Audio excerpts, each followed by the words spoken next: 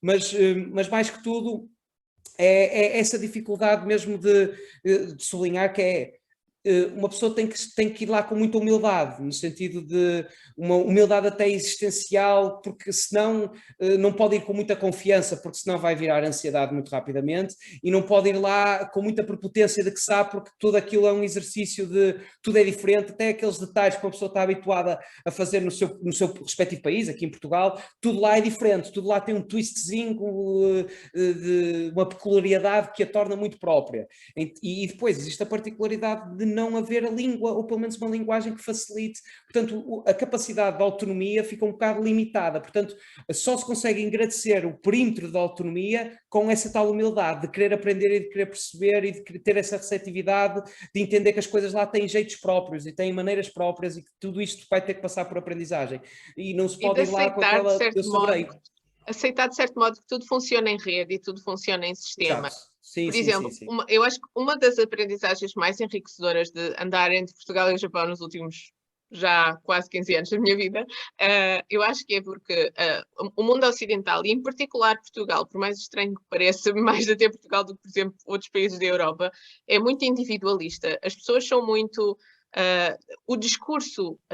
naturalizou-se o discurso de tu és maior e vacinado, desenrasca. E de uma pessoa decidir as coisas da sua vida e resolver os problemas da sua vida, mais ou menos sozinho. Há círculos familiares e círculos de amizade, mas basicamente é assim. Naturalizou-se isso, mas não é natural. É uma construção social. E no Japão eu percebi que isso é uma construção social, porque no Japão tudo funciona em sistema, tudo funciona em grupos, não há essa... Pelo menos quando uma pessoa está a viver e trabalhar lá, quando não é simplesmente um visitante temporário como turista, há essa necessidade de se integrar em grupo e essa humildade funciona, porque a humildade posiciona-nos numa plataforma de auxílio aberto. Olha, eu preciso da vossa ajuda para isto. Exatamente. E as pessoas entram nessa plataforma e as pessoas participam, e as pessoas ajudam e as pessoas querem saber e partilham informação sobre ti, de maneira que terceiros que tu ainda não conheceste já sabem de ti quando tu os conheces. Essa é uma daquelas coisas clássicas do Japão. Mas eu acho que ganhamos muito com essa experiência de perceber como é que uma sociedade que funciona com um mindset, com uma mentalidade de grupos, como é que essa sociedade, claro que tem os seus lados bons e maus, mas um dos lados interessantes, pelo menos, de experienciar é a lógica do grupo. É a lógica de, se estás a morar num apartment building, vais ter que fazer a reciclagem às segundas e às terças. Sim. Está no board da entrada do Exato. teu apartment building que se põe a reciclagem ali nas segundas e nas terças. Sim. E vais ter um lembrete, se pões no outro dia, vai Aliás, alguém pôr na porta um lembrete. Aliás, uma das razões pelas quais, por exemplo, às vezes alguns sítios não querem estrangeiros, não querem os gajinhos, é precisamente porque têm essas pequenas nuances e eles são facilitam, não é? Ou pelo menos é aquela não digo necessariamente estigma, mas porque em parte fundamenta-se, não é? Mas acontece, tipo, eles são rigorosos com a reciclagem e o pessoal facilitar um bocado nesse aspecto e não compreender que é uma coisa de relevância preponderante para lá. E lá está, essa ideia de humildade de querer saber, porque depois, passado algum tempo, uma pessoa já está devidamente enraizada, tipo, já sente lá, eu senti isto, ou seja, no início existe aquele fascínio de querer absorver tudo, existe aquele também receio existencial de querer também aprender tudo e de tudo é novo e de reconhecer aquilo, às vezes até coisas que, por exemplo, até a própria ideia de não atravessar a passadeira tanto vermelho, quando mesmo não havendo carros, não é? Tudo isto, aquilo no início é assim fascinante e de querer absorver até numa questão de aprendizagem, depois uma pessoa passado algum tempo já consegue, tipo, já tudo sai, já flui, já há muito mais eloquência comportamental, já estamos bem, eu lembro perfeitamente que apanhei um choque cultural tremendo quando eu fui a Hong Kong e apanhei um choque tremendo só de ir ao Japão para a China, apanhei um choque cultural de barulho, por exemplo, de estar à espera de um autocarro e toda a gente meter-se na fila, quando eu estava tão habituado a ver tipo ordem e de repente passo por uma ideia caótica, tipo uma ideia caótica e eu tipo, que selvagens, o que é isto? Ou seja, passado um tempo já estar habituado, já parece que depois de começar a entrar naquela sintonia comportamental, começa a fluir e a própria pessoa começa a interiorizar todos aqueles comportamentos porque eles são na maior parte, na grande maioria, evidentemente, são benéficos. Eu estava a pensar nesse trabalho que tu foste fazer, uma empresa que tinha a ver com vinhos, uma coisa que tinha a ver com aspectos da cultura tão diferentes dos japoneses. Como é que tu navegavas essas águas do eu estou aqui integrado, eu estou a aprender a viver, a estar e a ser na mentalidade japonesa, mas ao mesmo tempo eu represento e eu estou diretamente ligada a uma coisa extremamente exótica, que é Portugal, o mundo latino e os vinhos, não é? Estavas aqui a navegar dois oceanos, um bocado de densidades diferentes. Como é que Pois, navegavas? lá está, parece haver aí uma disparidade grande entre os dois elementos, não é? Mas era aquilo que eu estava a dizer um pouco em continuidade dessa ideia. E eu realmente sempre tive esse fascínio, então quando eu chego, tipo, um dos meus grandes interesses foi fundamentalmente ler bastante sobre o Japão. Há aqui, historicamente, uma grande preponderância de Portugal, uma grande preponderância mesmo, ou seja, uma fatia de toda esta ontologia, por assim dizer, do grande e outro, o nós e eles, por assim dizer, Portugal desbloqueou este início deste diálogo que os próprios japoneses tiveram entre si. Naturalmente que eles ainda aprendem isto nas escolas, evidentemente, Pois, e há exatamente. depois aquelas curiosidades culturais, muito vocabulário japonês que ainda é inspirado em português, o pão, inclusivamente, ou seja, e neste sentido, muito da minha dedicação, porque eu inicialmente fui resolvendo problemas, ou seja, não paro propriamente numa espécie de departamento, nunca foi a empresa a dizer-me, olha, eu quero que tu faças isto, eu sempre tive alguma facilidade, não sei, de mostrar logo trabalho prontamente, de fazer tipo, olha, nós temos caracterizar holisticamente a empresa, porque já tinha um bocado esta formação de outras empresas que eu também tentei formar, portanto tinha esse vocabulário de empreendedorismo que depois utilizei lá, então consigo diagnosticar e encostar-me sempre para tapar os buracos à medida que eles vão aparecendo. Inicialmente foram questões internas, de otimizar a comunicação, mas depois posteriormente passou pelo exercício comercial, evidentemente, e um pouco aquilo que eu estava a tentar trabalhar era o country branding, era esta relação Portugal-Japão. Então, evidentemente que esta relação histórica é algo que eu agarro logo e tento, tipo, trazer isto para o próprio produto para criar esta relação emocional com o potencial consumidor. Tentar mostrar que existe um processo de amizade entre os dois países, que existe esta ancestralidade histórica e tudo aquilo que me deu muita dedicação, que ainda hoje faço, é tentar efetivamente relacionar estes aspectos, estas nuances da Portugalidade que nós temos aqui, com estes aspectos do Japão e tentar reaproximar um pouco, não só aquela ideia relacional, aquele fascínio mútuo que deve ter ocorrido lá no século XVI, e tentar trazer novamente esta ideia de reciprocidade em termos de fascínio pelos aspectos culturais de ambos os países. E naturalmente que o vinho, agora por acaso o Japão até já está a começar a fazer vinho lá para a zona do Okaira, é muito interessante, e até conheci alguns produtores lá, mas obviamente e é uma coisa muito interessante porque o Japão, se nós temos esta bifurcação do velho mundo do vinho e do novo mundo do vinho, mesmo pondo o Japão um pouco num consumidor novo, por assim dizer, é dos mais eruditos, tem Muito mais exigente. école eles adoram vinho, gostam muito de vinho, naturalmente que ainda estão mais assoberbados pelo country branding da França e da Itália, por assim dizer, mas nós estamos progressivamente a tentar chegar a eles e a nossa empresa em particular está a desenvolver essa componente relacional, que é a Portugal Trade, mais porque lá é tudo diferente, não é? Tipo, lá não podes ir falar à Sonai, a Sonai mete em todos os continentes, nada, tens que fazer relações com todas as bicâmaras e todas as department stores quase individualmente, mas estamos a fazer muito desse trabalho. E depois, em parte, aquele exercício que eu acho que é mais fundamental e mais premente é precisamente este, é relacionar. E até tenho uma história engraçada sobre isso, que era uma vez que eu ia fazer tipo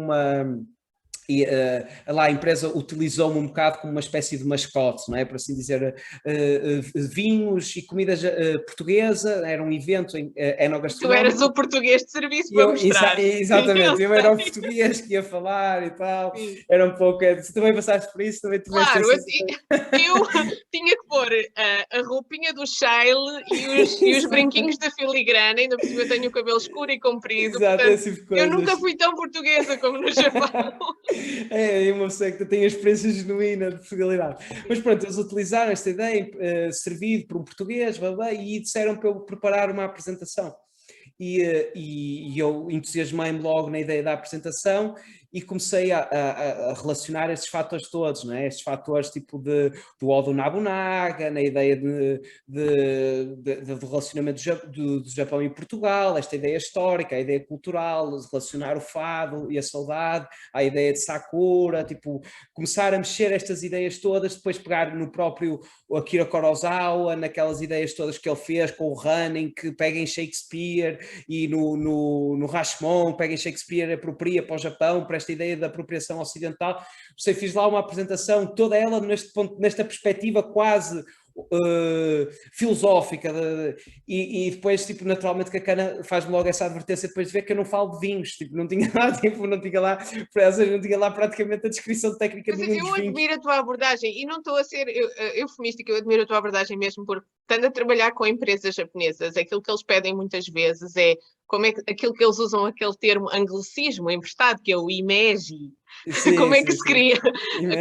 Mas que não quer dizer image, é uma coisa completamente diferente. Sim. Como é que se cria no fundo é quase uma visão, ou eu diria mesmo uma aparição, no sentido do Virgílio Correia, como é que se cria uma aparição, como é que se puxa o consumidor para um mundo sensorial imaginado, para uma dimensão imaginada, mas bastante rica de conteúdos, bastante absorvente, que contém história, filosofia, sensações, memórias, a evocação de desejos, eventualmente a evocação de referências da cultura popular, e as empresas japonesas são muito à base disso, e muitas vezes os produtos que eles criam, sejam comidas ou bebidas ou outros, são produtos que para um ocidental mais pragmático lhe parecem, mas porquê? Este produto não é assim tão bom ou tão especial. Mas lá está, a imagem, o conceito, o branding todo à volta daquilo, tem que estar foolproof. Senão não funciona no mercado japonês. Por isso é que eu acho que a tua abordagem está na mousse, porque no mercado japonês só funciona aquilo que é realmente absorvente para o consumidor. A pessoa que compra o vinho português, não compra o vinho português despite, não é, o francês ou o californiano ou não sei o quê. Ele compra o vinho português por causa dessas ideias, se essas ideias o cativarem. E eu também estava profundamente convicto dessa ideia. Aliás, quando eu disse, quando tinha aquela produtora audiovisual, ou quando estava a tentar, quando não era exercício criativo, documental, cinematográfico, no exercício mais audiovisual comercial, aquilo que nós tentávamos apostar é nesta relação de comunicação subjetiva, nesta relação de atribuir sentimentalidade aos próprios produtos. Ilustrávamos muitas vezes com os exemplos, por exemplo, isto já são coisas que já foram feitas há muito tempo, mas naquele filme o Castaway com o Tom Hanks, em que ele desenvolve a relação com o Wilson, com a bola, e o Wilson vendeu muito por causa desse filme, da relação emocional que desenvolveu através do produto. Portanto, isto é uma ilustração simplificada daquilo que já pretendíamos para o nosso próprio exercício quando estávamos a ter essa empresa. E eu simplesmente trago um bocado essa bagagem e tento fazer essa apropriação nesse sentido. Agora, evidentemente que me faltou aquele foco técnico no produto, ou seja, o Douro era um ponto de partida para toda esta extrapolação, por assim dizer, era um dos pontos de partida, depois regressava sempre descendente, em que regressava tipo aos vinhos, por assim dizer, mas depois fazer esta extrapolação neste imaginário, nesta aventura de sentidos e coisas assim. E ela depois pediu-me uma espécie de apropriação, eu fiquei ali um bocado frustrada, pensar que ia ter que rasgar um bocadinho e tal, mas tipo, rasguei ao mínimo e pedi mesmo, quase supliquei, mas deixem-me só fazer a apresentação desta maneira. Mas eu também compreendo o desgaste dela, porque ela teria que me traduzir, a Cana ia ter que traduzir tudo aquilo que eu disse. E é muito difícil traduzir. Exato, e é muito difícil traduzir isso. Só que depois, e é isso que até foi... Isto até foi em Ashinoe, foi no norte do Japão, que nós íamos lá a um restaurante português com quem nós trabalhávamos. O português era japonês, mas tipo gastronomia portuguesa. E chamava-se Saudade, inclusivamente, o restaurante. E nós estávamos lá e eu começo a apresentação e começo lá a falar sobre estas coisas todas e ela começa a traduzir e eles começam-se a rir, não é? Quando começam a ouvir Akira Kurosawas e coisas assim, e Sakura e tipo os pormenores históricos todos deles, eles começam a rir, começam a fazer perguntas e começa a criar ali um clima de reciprocidade e curiosamente uma das pessoas que lá estava também adorava Akira Kurosawa, então tipo nós já estamos com uma espécie, a Cana a traduzir, a a intermediar troca de referências, praticamente, e tipo, enquadramentos que nós mais gostamos e coisas assim, e estabeleceu-se ali uma relação em que eu, teoricamente, deveria ter que comer noutra mesa, não é? E aproximo da mesa junto deles e começamos todos a trocar aquela relação. Boa! E isso foi Passaste muito de bem. Soto para Uchi, de fora Exato, para tipo, dentro. exatamente. E depois tudo, e depois obviamente que o momento, o ápice climático até foi o próprio facto que essa pessoa em particular gostava muito, não só comprou os vinhos todos, não é? Porque vão anexados quase a toda a experiência, praticamente toda a gente adquiriu os vinhos que lá estavam, e ele até trocámos e-mails e ele mandou-me tipo os storybooks do Akira Kurosawa para um dos filmes de desenhos, tipo, mandou-me assim anexar, tipo, as imagens que ele tinha lá, ou seja, só esta disponibilidade, ou pelo menos esta vontade de tentar relacionar isto, consegue desbloquear este tipo de inusitados. Se eu fosse lá com uma demonstração mais técnica, por assim dizer, provavelmente também funcionaria na perspectiva mais superficial, mas ali houve profundidade, houve mesmo uma cumplicidade e até uma espécie foi de transparência mesmo, de querer efetivamente dar, gostas disto, então toma lá, tipo, seja no momento e posterior ao momento, ou seja, não ficou só agarrado àquele ápice, aquilo prolongou-se, tudo neste exercício de tentar relacionar, que depois desenvolve o diálogo e o diálogo desenvolve a aproximação e consequente a relação, e o profissional vai tudo de arrasto, e é assim que se desmistifica um pouco estas ideias de aquela ideia de contexto profissional, aquela ideia tipo, de assertividade, as coisas conseguem funcionar.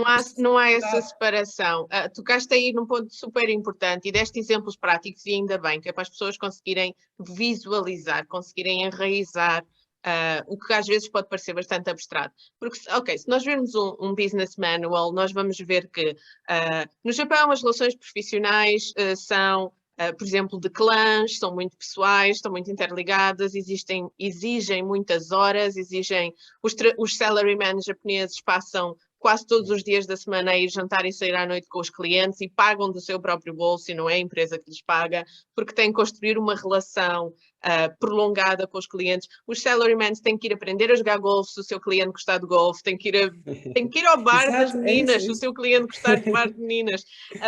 E isso acaba por tirar muitas mulheres do mundo empresarial. Portanto, esta coisa de tem que haver relações privadas para que as relações profissionais aconteçam, é muito concreta no Japão e tem um peso muito perto de 100%. Não há divisão entre a vida profissional e a vida pessoal, na medida em que só te vão respeitar o suficiente para te comprarem um produto ou um serviço se criares um nível de empatia realista com eles. Sim, sem dúvida.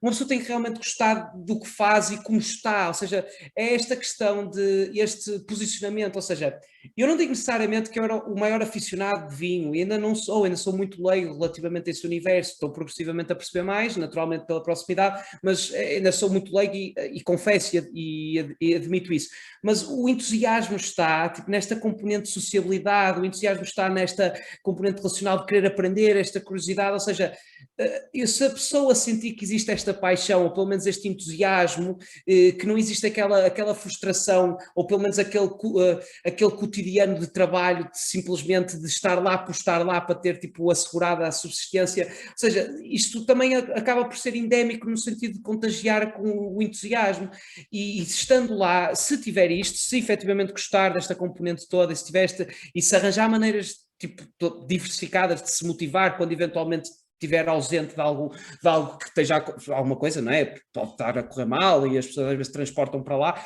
mas tipo, se eventualmente se conseguir reinventar a motivação, a reciprocidade é imediata, ou seja, no Japão em particular, agora indo da generalidade para o particular, no Japão é difícil de entrar, mas quando se entra também é difícil sair, ou seja, também já se fica lá. Portanto, por isso é que eu vou ficando, exato, ficando ligado ao Japão. É verdade, porque as relações são tão profundas e as relações fazem tanto sentido em tantas dimensões diferentes da tua vida que é um comboio em andamento.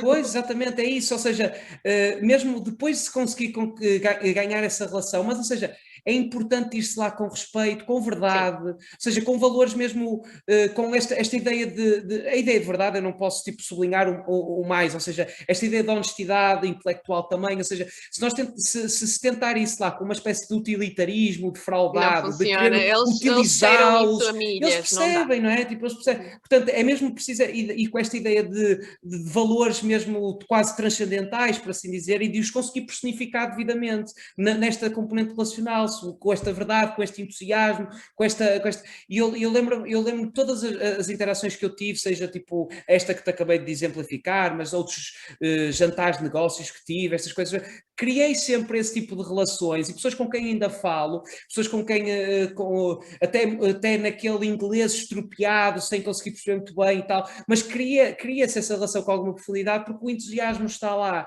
e a vontade tipo, verdadeiramente transparente de querer aprender com tudo aquilo que está a acontecer, ela existe, e isso é reconhecido, e ao ponto de ser reconhecido, depois tipo, trabalha-se nisso, e depois se trabalhar nisso consegue-se manter e assegurar isso, ao ponto de entrar mesmo no domínio, nos territórios abstratos quase de emoção, não é? Tipo, por exemplo, ainda há pouco tempo fui à Lourinhã, que o meu patrão veio cá, e ele tem o filho dele que já é japonês-português, são os dois, eu tinha estado com ele em Osaka já há 2 anos, né? Ele agora já tinha 4, e eu fui do Porto à Lourinhã propositadamente para poder ver, evidentemente, e uma pessoa emociona-se, porque investe emocionalmente em tudo enquanto lá esteve, porque, ou seja, eu pelo menos nesses 6 meses que lá estive, foi tão intensificado em termos de aproveitamento ao máximo, de quase contabilizar todo o momento presente, de que tudo é consequente nesse sentido. Por isso é aí que eu queria dizer, naturalmente, que é sempre bom quando uma pessoa gosta do que faz e arranja maneira de motivação de se reinventar, mas esse entusiasmo é reconhecido, ou seja, há uma causa-consequência imediata e observável se entrarmos para o Japão com esta vontade de querer aprender e tratar as pessoas com respeito, com esta verdade, e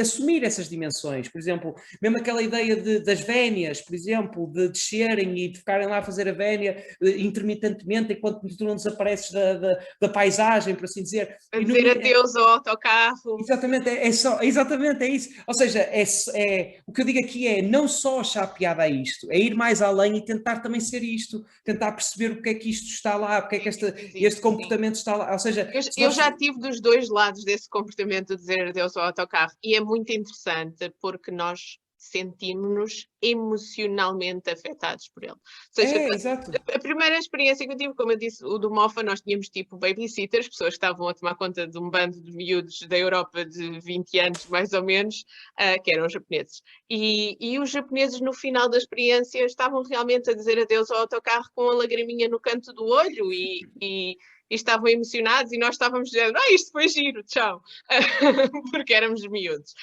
Mas depois do outro lado, a trabalhar com grupos de turismo, e em particular a trabalhar com aqueles que realmente fazem as experiências mais imersivas, e às vezes estabelecem-se ali relações entre eles muito significativas para o resto da vida deles. E os grupos vão e vêm, mas quando eu estou no Japão e os grupos estão a ir e voltar, eu estou-me a despedir das pessoas, tipo, o meu coração está a ir um bocadinho com elas embora. Eu também tenho que me despedir dessa parte de mim, que foi eu que esteve com eles. Mas é Esse precisamente essa momento ideia, do dizer exato. do adeus é um momento que nós precisamos para processar a experiência. Exatamente, E eu fiquei a exatamente. aprender para que é que ele serve.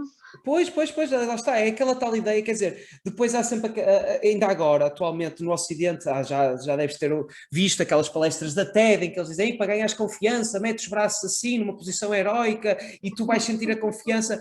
Estamos a descobrir a pólvora agora, no sentido de o comportamento poder induzir alguma experiência sensorial, ou o que seja, mas é fundamentalmente isso que nós estamos a dizer. Aquele é um ato simbólico de despedida, que é um ato que nós já desconsideramos, porque nós temos um mau relacionamento com a morte, por assim dizer, isto psicanaliticamente consegue-se ramificar até este tipo de atitudes, e nós dizemos aquele até já, ou não temos aquele momento de mais solene, por assim dizer, no momento da partida, e essa teatralidade, a forma como nós podemos eventualmente enxergar este fenómeno, está em plena concordância com aquilo que simbolicamente está a decorrer. Ou seja, e a sociedade japonesa é uma sociedade efetivamente ritualesca. Vê-se isto nos rituais do chá, vê-se na coreografia até tipo da própria espada, por assim dizer, tipo os festivais que eles têm, todas essas coreografias que eles têm.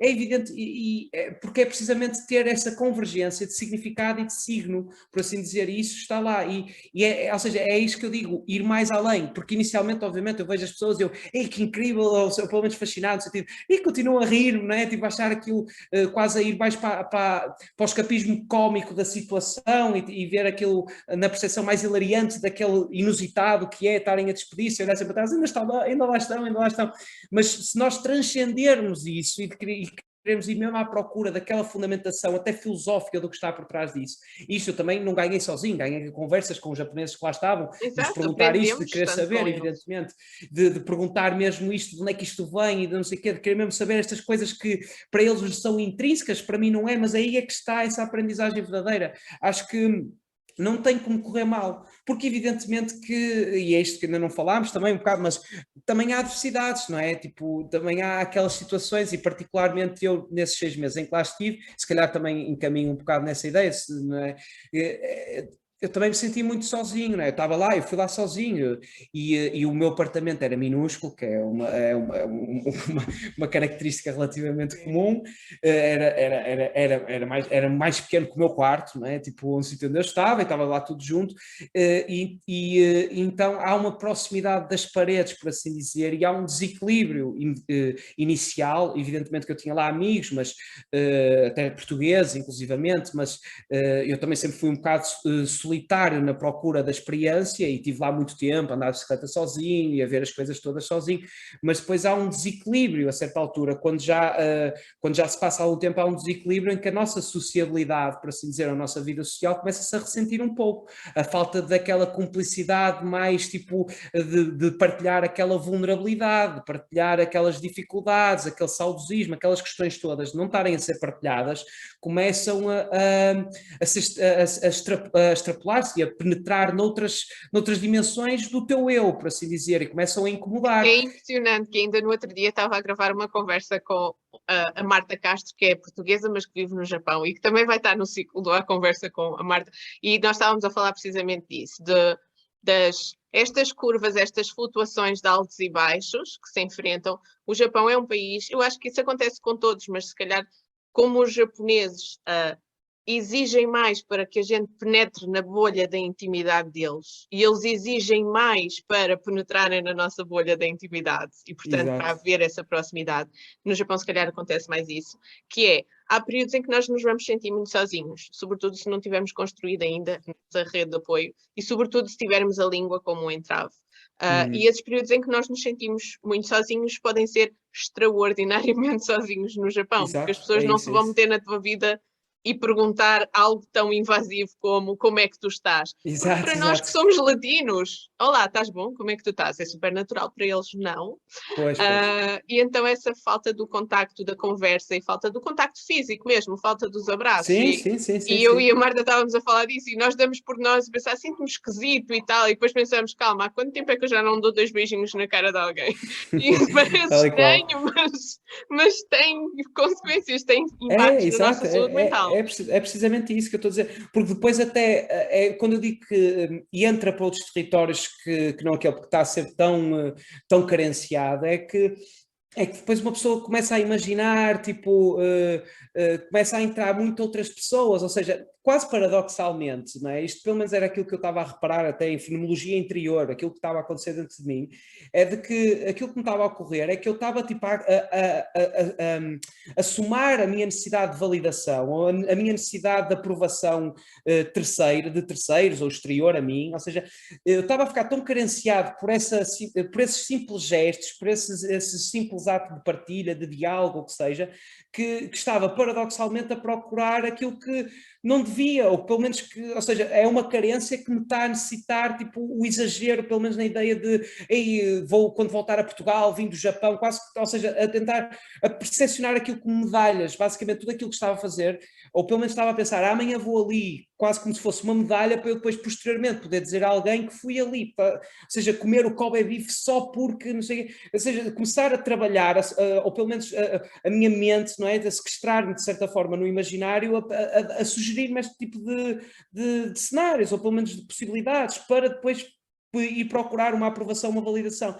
por causa de eu não estar a ser devidamente preenchido nesse território que é o território da vida social, da sociabilidade. E eu também, evidentemente, que é consequente da primeira fase, do primeiro momento de estar lá, tendo a ter o obstáculo da língua e dessas particularidades culturais de não haver essa facilidade de, então tá tudo, isso não acontece, não é? Não acontece até de ninguém tipo começar a fazer, isso são perguntas de cariz muito íntimo quase, essas questões simples de estar tudo bem, ou essas questões todas, e era um pouco aquilo que eu sentia, que era o facto de ser tão superficial às vezes, ou não digo necessariamente superficial, que às vezes até tinha conversas com grande profundidade, mas era mais nesta perspectiva cultural, nesta perspectiva de descoberta, não no ponto de vista de reciprocidade, de vulnerabilidade. E isto para um português, fundamentalmente, não é? É essencial, não é? Quem somos nós tem aquela ideia de triste fado, não é? A ideia de partilhar essa vulnerabilidade, como é que vai-se andando, não é? Isto faz parte da nossa sina, por assim dizer. E de certa forma, essas foram, de certa forma, os períodos mais adversos, as dificuldades maiores. Porque de resto, eu posso dizer que estive sempre muito contente, até quando eventualmente me vinha alguma negatividade, ou quando vinha algum desespero, eu era grato porque o desespero eu conseguia regressar muito bem dele, porque estava no Japão e conseguia sempre vir à tona, ou pelo menos vir à superfície, relembrando-me que estava lá. E isso dava-me tipo, sempre mais oxigênio, por assim dizer, em termos assim mais pardacentos que eu eventualmente Acho que é uma sentir. coisa que é extremamente motivadora e acaba por tirar as pessoas, às vezes, de certas dificuldades de saúde emocional e mental, que é as pessoas que são extremamente work-driven, que tiram muito prazer e muita satisfação da sua vida, de realizar bem o seu trabalho e estar sempre a pensar no que vai fazer a seguir, essas pessoas têm no Japão o seu ambiente ideal. Porque o Japão compensa isso, proporciona isso, celebra isso, é a cultura do gambá até, do força, vai, Sim, acontece, sim. tal. Portanto, se nós temos sempre reforços positivos disso. E como Sim, temos sim, reforços sei. positivos disso, cabe-nos a nós controlar o quão em excesso estamos Pois, a também é trabalhar, preciso porque gerir. não há nada mais controle. É que Não, ali se não nós há tivermos teto nesse vontade, sentido. se nós tivermos vontade de ouvir palavras de apreciação, ser apreciado por outros, palmadinhas nas costas, tu és espetacular, basta nós trabalharmos muito, que isso vai ser sempre compensado, isso vai ser sempre Pois, celebrado. lá está. E é isso que nesse sentido em que eu acho que também é como tudo, não é? Naturalmente que a realidade está, quando eu digo que está devidamente diagnosticada, não só nesses aspectos positivos, mas até muitas reuniões, até de negócios que tínhamos, era precisamente a contextualizar as particularidades sociais, os problemas sociais que o Japão tem, para também tentar encontrar soluções para isso, por causa da Câmara do Comércio, isso tudo. Portanto, nós tínhamos que diagnosticar isso. Evidentemente que o trabalho tem esta perspectiva positiva de trabalhar muito, mas depois também muito rapidamente consegue ser mesmo overwhelming, ou pelo menos uma pessoa ficar assoberbada com o que isso realmente quer dizer, porque é relativamente comum, ao ponto de ser uma realidade, ou pelo menos uma observação banal, de ver pessoas com aquela embriaguez de trabalho, de ter pessoas ao pé das vending machines a dormirem de exaustão, não é? Tipo, completamente cansados. Isto efetivamente existe. E existe mesmo com alguma relativa regularidade, pelo menos é verificável, Eu acho que acontece. é inevitável, se uma pessoa trabalha no Japão é inevitável que isso lhe aconteça e é inevitável também ser salvo, entre aspas, pelaquela música do metro que toca na estação em que nós temos que sair, Sim, porque nós já sim. estamos a dormir, mas não nos apercebemos que adormecemos, mas quando ouvimos aquela música pensamos, calma, esta é a minha estação, e temos um microsegundo para saltar do banco e Sim, sair, isso foi as ou primeiras então vezes que me pronto. aconteceu, de Exato, isso dormir acho que mesmo acontece a toda a gente. no metro comboio, mas eu refiro-me aos exageros, mesmo no Pois há sentido demais, aqueles sim. de pessoas de fato caídas no chão e tu até pensas que passa alguma coisa e depois começas a verificar que realmente é comum, é normal, são questões, aliás, até há uma tentativa institucional de incentivar menos trabalho nesse sentido. Eu tinha um amigo meu que também estava lá, que era arquiteto português,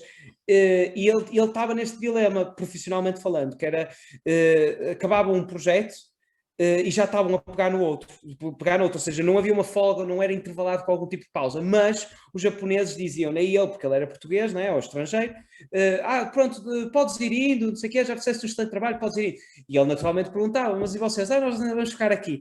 E uma pessoa não quer ficar para trás, nesse sentido, mas essas eventualidades de burnout existem e estão lá, e o incentivo institucional era precisamente para tentar eliminar essa quase resiliência exacerbada de ininterruptamente trabalhar.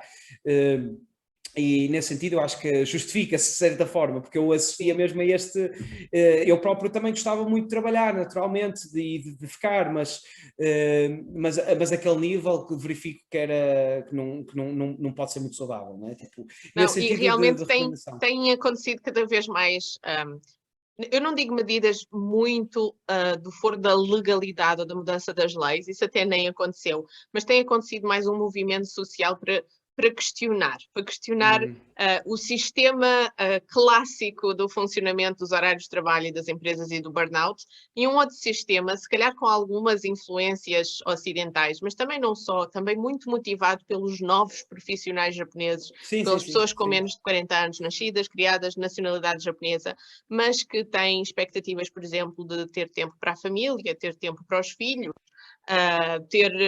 ter qualidade de vida, não morrerem de ataque cardíaco aos 50 anos, e há algum esforço de transformar essa cultura workaholic excessiva numa cultura que a nós continua a ser muito intensa, em termos de comparação com a Europa Ocidental, mas que ainda assim no Japão é um tone down, e é um respeito pelos direitos humanos, digamos assim. Portanto, eu acho que estamos numa fase de grande transformação da sociedade japonesa. O impacto do Covid ainda não pode ser medido e ainda não pode ser especulado, mas terá necessariamente muito impacto, até porque muitas pessoas passaram a trabalhar fora dos grandes centros urbanos. Pois, e a digitalização forçosa, não é? Tipo, estamos a falar de uma sociedade que ainda está lá de fax, né? Nesse sentido, e mesmo a cultura de senpai que tem, era isso que estavas a dizer, ou seja, uma pessoa não desliga mesmo, mas a verdade é esta, uma pessoa está a trabalhar, acaba o trabalho, se o patrão quiser ir jantar fora, nós vamos jantar fora, e depois comer um ramen, vamos comer um ramen, e nós não saímos ainda, porque o senpai, temos que ir atrás dele, não sei o quê. Então, é nesse sentido em que eu digo que, e é que até o Japão tem este também à partezinho, eles tiveram metodologia lean, por assim dizer, aquela ideia daquele sucesso empresarial da Toyota, de a cada passo a empresa dar aquela transmissão quase do pensamento japonês ser aprimorado, que contrastou logo com a Ford, que a Ford estava mal, segue o QA, o Quality Assurance, depois que se desimerde, por assim dizer. No Japão, se alguém não sabe fazer uma coisa, para-se a fábrica, pelo menos era assim, parava-se a fábrica, explicava-se ao funcionário. E esta metodologia foi adotada pelos próprios ocidentais para desenvolverem uma cultura de trabalho que agora é chamada de Agile, que é esta cultura Lean e tal, e eles próprios também a têm, mas tipo, eles ainda podem otimizar em termos de rácio e produtividade de trabalho. Porque na minha empresa em particular, nós temos colaboradores japoneses, não é? Mas com o colaborador japonês é preciso haver sempre trabalho. Porque se não há trabalho, o ativo fica ali, tipo, a espernear-se quase de... Eles não sabem o que fazer se não É lhes dão isto, trabalho. é quase tipo uma espécie de toque, não é? Tipo uma cena de tem que haver trabalho. Então essa é aquela situação mais flexível de desenvolver mais com esta métrica de produtividade, em vez da métrica de horas de trabalho, também é essencial, pelo menos essa transição. E já há bastantes empresas. Eu lembro que lá em Osaka tivemos em vários hubs de startups que já tinham um bocado estas ideias interiorizadas. Portanto, acho que eventualmente a nova geração poderá trazer isto. Agora, ainda estamos a falar de uma sociedade muito piramidal em termos de estratificação social, a cultura, a reverência pelo mais velho ainda lá está muito presente, seja para o bom e para o mau em termos do caráter de inovação, ou pelo menos de abordagens mais pioneiras. Portanto, mas é o que faz o Japão ser tão bom, também é esta prudência, por assim dizer, em termos sociais. Portanto, é aquele fenómeno da terceira maior economia, que está uma espécie de bolha bem organizado, não é? Mais em cultura de serviço, porque produzem pouco só lá para a zona norte, mas consomem aquilo que produzem e está tudo muito bem equilibrado e depois otimizado. Portanto, são aspectos tipo que se balanceiam muito bem, acho eu. E tu voltarias para o Japão na primeira oportunidade que tivesses? Claro, evidentemente. Sim, não, isso inegavelmente. Ou seja, com esta situação, isto foi uma situação, pronto, obviamente que foi frustrante para todos, não vale a pena estar-me a senhorar aqui de que foi mais frustrante para mim e menos para... Não vale a pena quantificar, mas a verdade é que, em parte, tipo, quando eu estou na empresa, muito daquele estilo de vida que eu estou a equacionar para mim, ou pelo menos a minha expectativa sobre o que é que se avizinhava, era este vai e vem constante, era esta ideia, porque eu iria ficar relacionado não só com a empresa, mas também com a Câmara, portanto, missões empresariais iria eu, estaria... Ou seja, era um bocado, eu estava-me a familiarizar desta ideia, de que era este o meu futuro, por assim dizer. E isto fez aqui uma estagnação e impediu mesmo que isto acontecesse de uma forma drástica, ao ponto pronto, eu agora estou mais tranquilo, mas inicialmente, evidentemente, que foi uma frustração muito grande, porque eu não estava a contar que fosse intervalado uma questão, ou seja, já foi em 2019, estamos em 2021, eu ainda nem saí de Portugal, tão pouco, mas tipo, estamos a falar eu em 2019, quer dizer, estive no Japão, China, Macau, Coreia, andei assim. Ficou e de tudo repente, muito parado ao nível dos negócios e da circulação de profissionais. E as completamente. economias Sim. globais, eu acho que vão demorar muito tempo a recuperar disto. Com tudo isso também. Agora, evidentemente que sim, que voltava, até agora, mais do que tudo, pela saudade pessoal, até de voltar a passear por lá, evidentemente. Às vezes ainda vejo que no YouTube há vários vídeos assim só de walk-bys em Tóquio e vejo assim, até juntamente com o meu pai, já estive ali, tipo, assim, é só quase a tentar recriar o que foi lá estar, evidentemente. Mas sim, voltava. Do lado dos japoneses que querem vir a Portugal, ou durante este tempo todo quiseram vir a Portugal, não é que eles estivessem proibidos de vir, mas tinham situações de quarentena bastante complicadas quando Ainda está chegavam, e muito portanto puxado, isso ainda está muito puxado acabou isso. por também interromper o fluxo normal. De vez em quando ainda existe um ou outro investigador, um ou outro estudante, um ou outro turista mais intrépido, que não se importa depois de ficar lá 2 semanas fechado. Eu nem sei se há turistas, isso é A circulação de japoneses, a entrada de japoneses a Portugal nunca esteve interdita. ok, mas português, eu estava a dizer estrangeiros para o Japão, como é que isso Isso está está? interdito desde Pois, está abril de 2000. interdito. É isso, pois. Os japoneses podiam circular, os portugueses é que não podiam circular. Pois. Mas lá está, mas os japoneses também não circularam assim muito. Portanto, ou seja, a circulação está em stand-by, teve interrompida nos 2 sentidos, quase, na prática. Tá muito. Durante O meu todo este patrão tempo. teve cá a semana ainda, ele já está vacinado, teve que fazer PCR e teve 14 dias de quarentena. Ele saiu sábado e ainda só hoje é que estava a sair do hotel. Sim, exatamente. Portanto, ainda está Isso assim, acaba não é? por dissuadir muitas pessoas de o fazer, Pois. mesmo profissionais, lá está, como é esse o É caso. isso. Portanto, espero que estas conversas cheguem às pessoas que têm mais curiosidade sobre o Japão e sobre a experiência de quem tenha estado no Japão. E também espero que tu tenhas a oportunidade de ver as outras, Sim, Gonçalo. eu já vi parcialmente uma delas, Porque eu tipo, tento com um senhor apresentar japonês. as pessoas umas às outras, no fundo, a fazer este mingle. Boa. Fazer este mingle e incentivar o networking, porque eu acho que se vai haver uma nova fase de trabalho em rede entre Portugal e Japão, eu acho que o networking entre profissionais, as essencial. ideias, as empresas, os indivíduos, os estudantes, eu acho que o networking vai ser cada vez mais importante. E esta é uma fase de consolidar e sonhar e imaginar e projetar essas oportunidades numa fase pós-Covid, quando a circulação já estiver mais facilitada, e ao mesmo tempo, quem está aí do outro lado, escreva, está bem? Contacte-nos. Eu costumo sempre dizer, nós não somos só pessoas no ecrã, nós somos pessoas 3D verdadeiras, portanto, nós respondemos às vossas perguntas e podemos gravar mais, a falar de mais coisas, se vocês quiserem. E às vezes a primeira entrevista acaba por ser só para as pessoas saberem, olha, esta pessoa existe, e depois vão e Exato. com ela pessoalmente. Sim, muito mais poderia ser dito, e isto aqui foi um bocado mais torrencial no sentido, foi tentar falar assim um bocado sobre tudo, até nem foi tão encadeado como eu queria que fosse, no sentido de experiência daquilo que foi, mas espero que seja valioso, ou que seja gratificante, e espero que eventualmente se proporcione até uma continuidade para poder falar com mais especificidade, que isto foi, pronto, mais geral, por assim dizer, da experiência Exatamente. e da apreciação. Se tiverem perguntas específicas para fazer ao Gonçalo, escrevam as perguntas ou mandem na mensagem que a gente faz outra vez. Muito obrigada pelo teu tempo e espero que fiques bem nesta fase e que esses projetos todos se realizem, porque isso tudo parece-me ótimas ideias e já estou a pensar em várias pessoas que iam gostar de estar nisso. Portanto, muito obrigado. Espero que sim, igualmente, Inês. Foi um prazer conversar contigo e muito obrigado pelo convite. Aliás, devia ter iniciado assim, provavelmente. Não é uma ótima maneira de terminar também. Pronto, muito obrigado, Gonçalo. Eu vou editar, depois vou partilhar o link contigo e vamos ver. Perfeito. Obrigado.